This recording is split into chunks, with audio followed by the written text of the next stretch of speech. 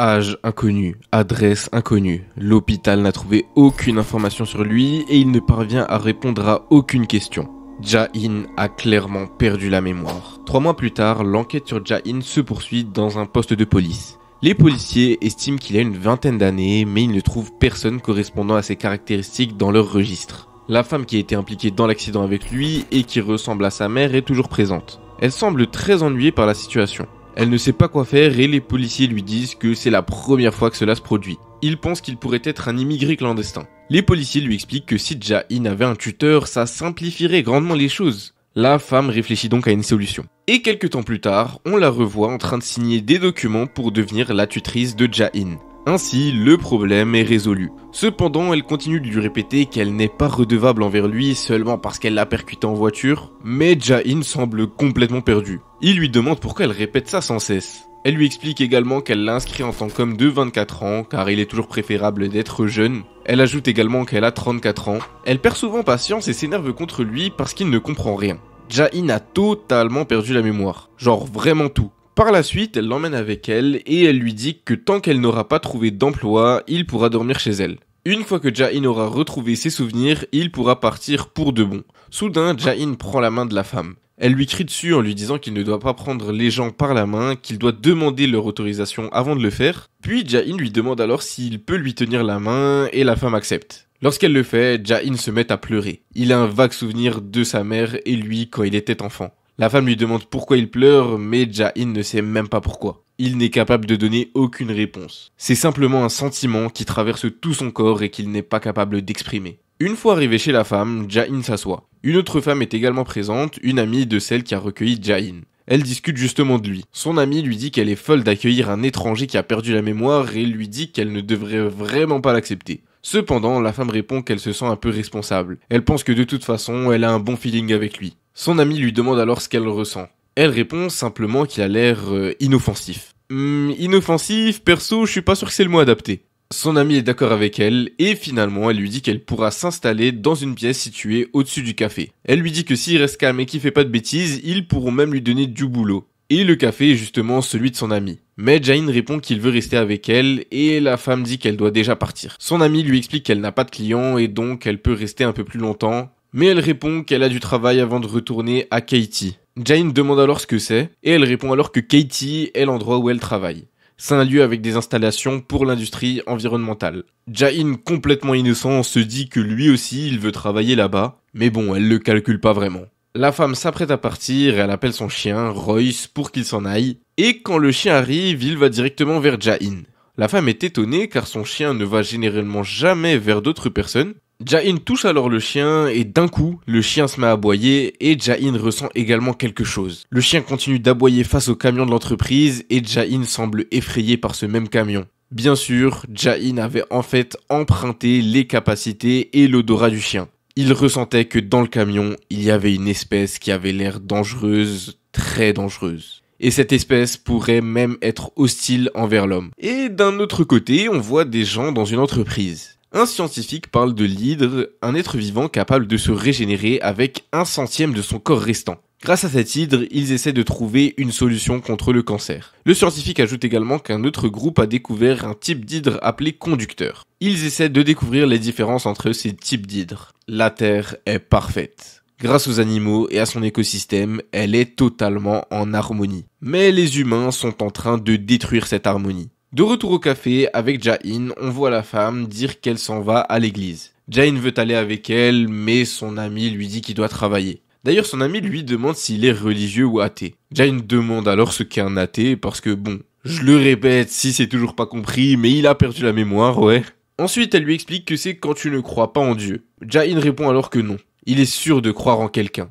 Il dit que le monde est trop parfait pour qu'il n'y ait pas de Dieu. Même s'il a perdu la mémoire, Ja-in est sur Terre depuis des millions, voire même des milliards d'années, et il sentait qu'il y avait un Dieu. Et ce monde parfait ne restera pas sans rien faire face à la destruction de son harmonie causée par les hommes. Justement, une existence nécessaire au maintien de l'harmonie est née. L'instinct de survie est quelque chose qui naît avec l'être. Et cet être est né uniquement avec cet instinct de survie. Exterminer les humains. Il existe 2 êtres dans ce monde qui partagent le même but. L'un est confiné et l'autre a perdu la mémoire. Les deux se rencontreront bientôt, quoi qu'il arrive. Et il n'y a aucun moyen de savoir quelle sera l'issue de ce combat. Quelques jours plus tard, on voit Ja-in dans sa chambre. L'ami du café qui l'a accueilli chez elle lui demande de faire au moins le ménage car l'endroit est sale. Elle lui demande comment il peut vivre dans un tel désordre. Ja-in ne sait pas trop quoi lui répondre, alors elle lui demande de parler quand quelqu'un lui adresse la parole. Genre réponds quoi. Elle lui demande ensuite de l'aider à ranger toutes les boîtes qui l'entourent. Ja-in demande ce qu'il y a dans toutes ces boîtes, mais elle s'énerve et elle lui dit que pour poser des questions, ça il est rapide hein. Ensuite, elle lui explique que ce sont des livres. Elle dit qu'auparavant, son café était une librairie, mais les gens ne lisaient pas, alors elle les a ramenés ici. Elle lui dit que s'il s'ennuie, il peut les lire. Alors il jette un œil à ce qu'il y a dans un des cartons.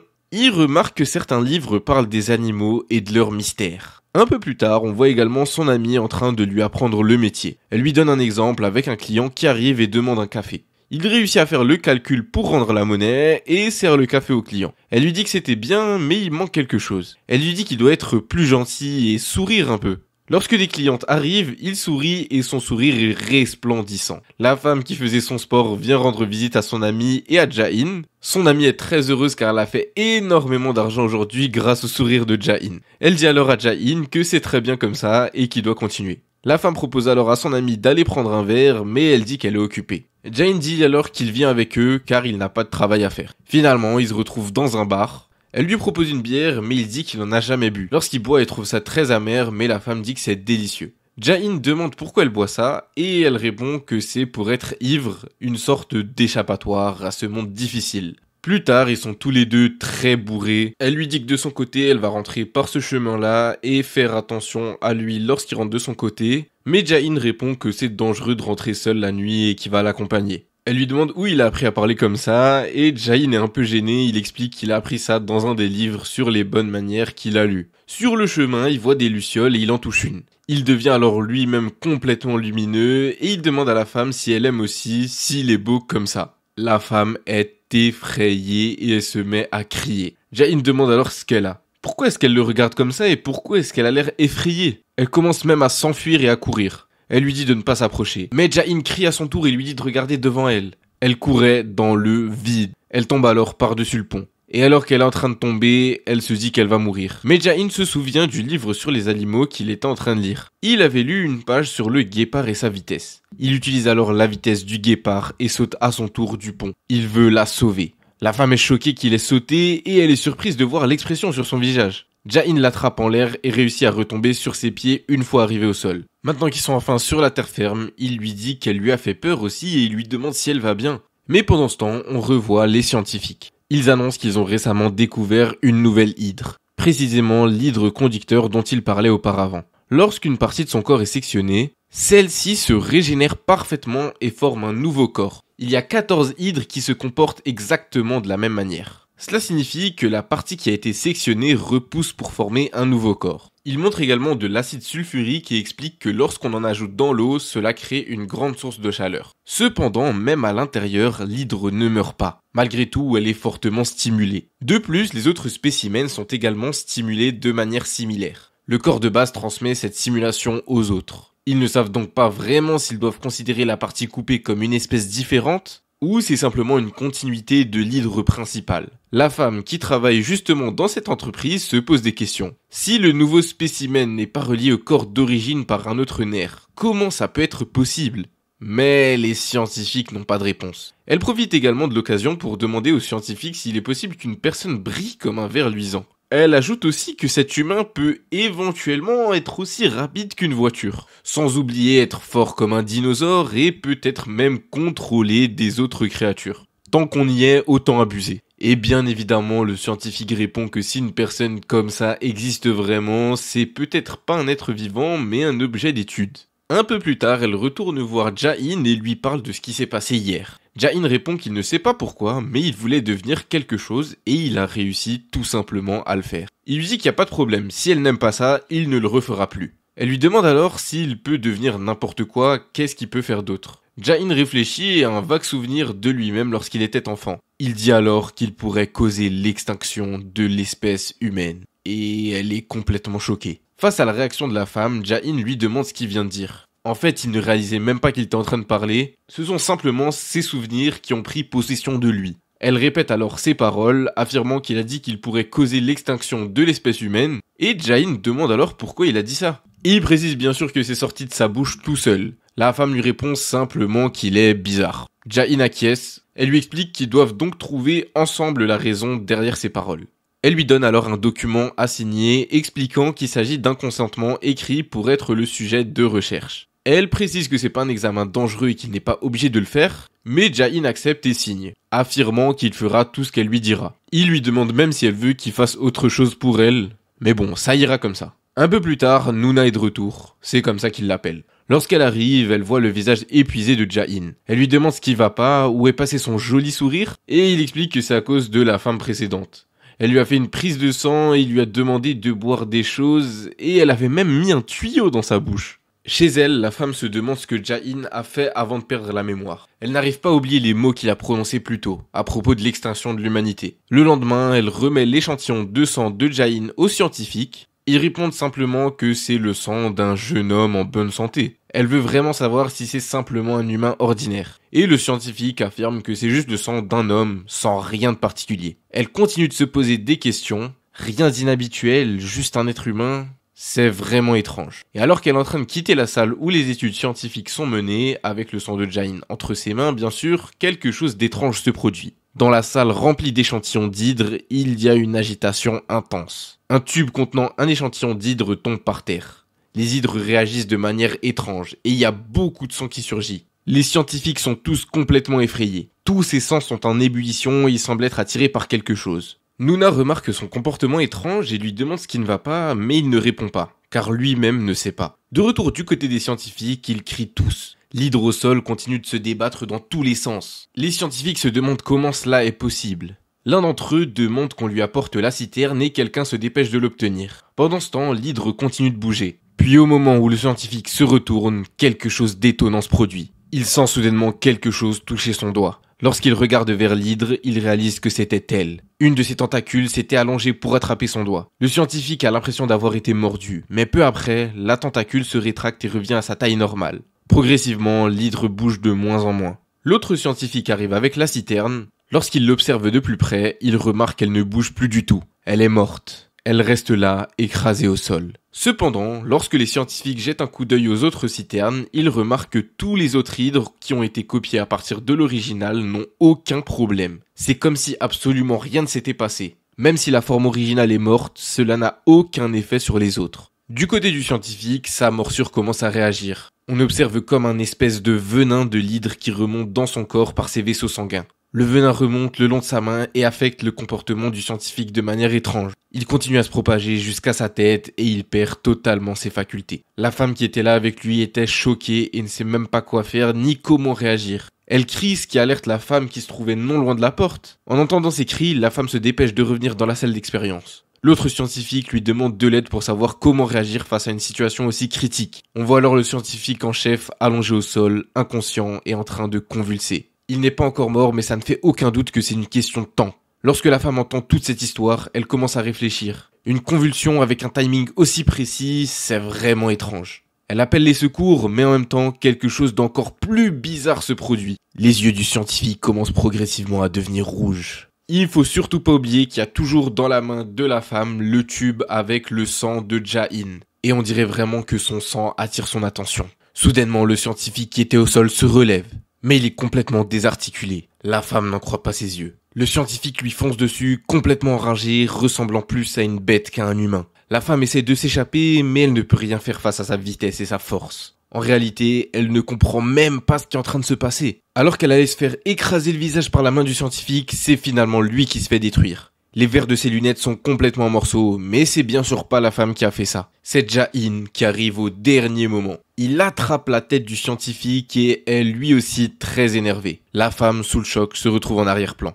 Cette situation déjà bizarre devient encore plus étrange. On voit encore Ja-in agir sans hésitation et soumettre le scientifique au sol. La femme prend alors la parole en bégayant, commence à lui poser une question, mais Ja-in la coupe avant qu'elle ne finisse. Il lui demande d'abord si elle va bien. La femme ne sait même pas quoi répondre. Pourquoi lui pose-t-il cette question? Jae-in continue de prêter attention à la femme et essaie de voir si elle est blessée quelque part. On voit cependant la main du scientifique bouger une dernière fois, puis retomber aussitôt. Il semble vraiment hors d'état de nuire. L'autre scientifique, présente depuis le début, commence enfin à comprendre la situation. Elle se demande si le garçon qui était avec la femme est son petit ami. Quoi qu'il en soit, il remarque que la femme a été coupée à la main pendant que le scientifique enragé l'attaquait. Mais en même temps, elle remarque que Jae-in la regarde de façon étrange. On dirait qu'il analyse la situation et se montre méfiant envers les personnes présentes. Un peu plus tard, les secours arrivent enfin et embarquent le scientifique enragé, le plaçant dans leur camion. Jae-in et la femme observent les secours s'en aller avec lui. La femme en profite alors pour demander à Jae-in comment il est arrivé ici, mais Jae-in répond qu'il ne sait pas. Il est lui-même confus. Il se souvient du sentiment qu'il avait eu la fois précédente et c'est cette aura qui lui a permis de venir, du moins c'est ce qu'il pense. Mais il arrête de réfléchir et dit à la femme qu'ils doivent partir d'ici, et très vite. La femme ne comprend pas pourquoi, mais Jae-in continue d'observer l'autre scientifique qui était dans la salle. De l'autre côté, dans le camion de l'ambulance avec les secours, l'homme toujours allongé et inconscient est transporté. Mais malgré qu'il soit immobile et inconscient, on voit sa main bouger. On dirait qu'il n'a pas fini de faire du bruit. La scientifique qui était dans la salle commence à son tour à s'en aller et elle aperçoit Jae-in en arrière-plan qui continue de l'observer. Étrangement, un zoom est fait sur sa main qui était écorchée. Serait-elle elle aussi contaminée? Quoi qu'il en soit, Jae-in veut toujours partir. Il dit que cet endroit est beaucoup trop dangereux. Jae-in prend alors la main de la femme et l'emmène vers la sortie. Mais la femme ne comprend toujours pas pourquoi il veut tant qu'elle parte d'ici. Elle repousse sa main et lui dit de la lâcher, lui demandant ce qui lui prend de faire ça et qu'est-ce qui est si dangereux. Pourquoi insiste-t-il autant sur le fait qu'ils doivent partir? Jae-in répond qu'il ne peut pas l'expliquer avec des mots, mais il sait que c'est vraiment dangereux. Il a un mauvais pressentiment. La femme le regarde toujours anxieusement. Jae-in lui demande malgré tout si elle peut lui faire confiance, au moins cette fois-ci. La femme le regarde d'un air convaincu. Et on les revoit un peu plus tard, pendant qu'il faisait presque nuit, dans une voiture. La femme était au téléphone et s'excuse auprès de son travail, expliquant qu'elle ne se sentait pas bien. Jae-in la remercie de l'avoir écoutée, mais elle ne sait toujours pas pourquoi elle a fait cela. Elle dit que les derniers résultats de ses examens sont arrivés. Lorsqu'elle sort les documents, la femme remarque que son corps n'est pas différent de celui d'un être humain. Jae-in est un peu étonnée, mais elle continue en expliquant qu'au contraire, cet examen montre qu'il est différent par rapport à un être humain ordinaire. Ouais, c'est un peu contradictoire, mais vous allez comprendre. En fait, la femme a fait confiance à Jae-in quand il lui a dit qu'il avait un mauvais pressentiment à cause de cet examen. Ces résultats montrent que ses niveaux sensoriels sont très différents de ceux des humains. Ils sont anormalement élevés. Et il y a encore autre chose. La femme lui demande alors s'il l'apprécie. Jae-in répond simplement que c'est vrai, il l'aime bien, mais elle n'a toujours pas la réponse à sa question. Donc elle continue en lui demandant s'il aime également les autres personnes, les autres humains en général. Mais cette fois-ci, Jae-in la regarde simplement et n'arrive pas vraiment à répondre. Finalement, il dit qu'il ne sait pas. Mais la femme lui répond que non, il déteste les gens. De l'autre côté, on est dans un hôpital et on retrouve le scientifique. Le médecin qui est venu s'occuper de lui s'est fait mordre et agit complètement comme un animal. Le médecin lui demande alors s'il va bien et on voit alors que le regard du scientifique change complètement. C'est comme s'il avait retrouvé son humanité. Il s'excuse et il dit qu'il est désolé, qu'il ne savait même pas ce qu'il faisait. En fait, le scientifique se doute de ce qui se passe. Il est certain que c'est à cause de la morsure du conducteur, mais que faire? Il se dit que tout d'abord, il doit retourner au laboratoire. Justement, on assiste à une scène assez étrange au laboratoire. On retrouve encore une fois la femme de tout à l'heure. Elle est à moitié endormie sur sa chaise et alors qu'elle somnole, un moustique arrive dans la pièce et se pose sur son cou. L'insecte commence alors à la piquer et à sucer son sang. Et cela réveille la femme qui donne un coup pour faire partir l'insecte. On voit alors le moustique s'échapper de la pièce avec un zoom sur son aile. C'est assez étrange et ça aura probablement une importance plus tard dans l'histoire. L'extinction de l'espèce humaine. Ce sont les mots que Jae-in avait prononcés devant la femme autrefois. Et il y a aussi son antisociabilité. C'est pour ces deux raisons majeures que la femme sait qu'il n'aime pas les humains. Il est évident que quelque chose a eu lieu dans son passé, un événement marquant avant qu'il ne perde la mémoire. Jae-in est un peu intriguée par ce qu'elle dit, mais elle lui dit de pas s'inquiéter. En fait, elle aussi, elle déteste l'être humain. Mais ils peuvent réussir à améliorer cela. Jae-in répond en disant qu'il ne comprend pas ce qu'elle vient de dire, mais elle continue en disant qu'elle est curieuse à propos de quelque chose. Jae-in, comme à son habitude, ne cesse pas de l'écouter. Bien qu'il ne comprenne pas grand-chose à tout ce qu'elle lui dit, elle lui demande alors, encore une fois, pourquoi est-ce qu'il l'apprécie. Et elle lui pose cette question-là devant un beau coucher de soleil, le même qu'il avait vécu plus jeune avec sa mère. Et on en a fini pour aujourd'hui. L'histoire commence à devenir vraiment sérieuse, donc vous inquiétez pas, évidemment, il y aura un épisode 3. Mais je vous préviens, il arrivera aux 8000 abonnés. Quand j'enregistre ça, on est environ 5000. Donc, tout simplement, si vous voulez la suite rapidement, vous savez ce qu'il vous reste à faire. Bref, sur ce, moi je vous laisse, à bientôt.